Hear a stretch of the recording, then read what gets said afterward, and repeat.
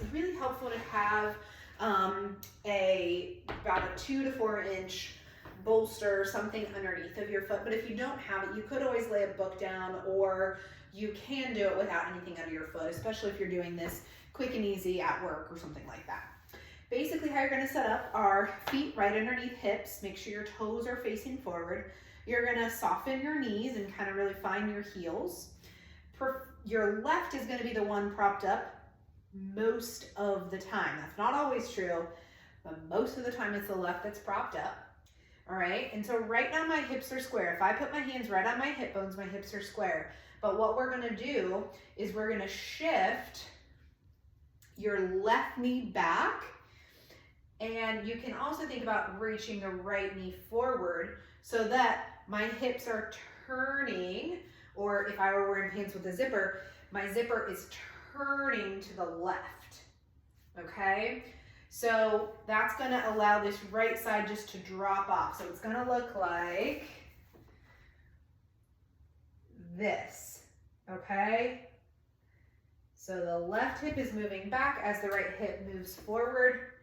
So you're gonna get that, okay? And then you're going to make sure there's no tension in your back. You can even kind of see curve under, slouch a little bit, and your hands are resting on the table. Now, this is a lot of work for your left leg. You can make sure you pull your knee in slightly. Maybe you feel your hamstring and your inner thigh on the left helping you. Tell that righty to relax and kind of get out of the way. All right, and then what we're gonna do, no tension in the back, so tuck under if you're feeling tension in your back. You're gonna take your left arm, you're gonna slide it as you reach your elbow toward the table. Now, don't just plop down on your elbow, you're gonna stay at your chest about the same distance from the table as where you're at right now, and you're just gonna slide and reach that elbow nice and easy toward the table. You can let your body naturally turn toward the right and then take a couple breaths. As you breathe, you should feel a stretch in your mid back, maybe off to the left a little bit. Make sure to check your glutes, that you're not just squeezing them super tight.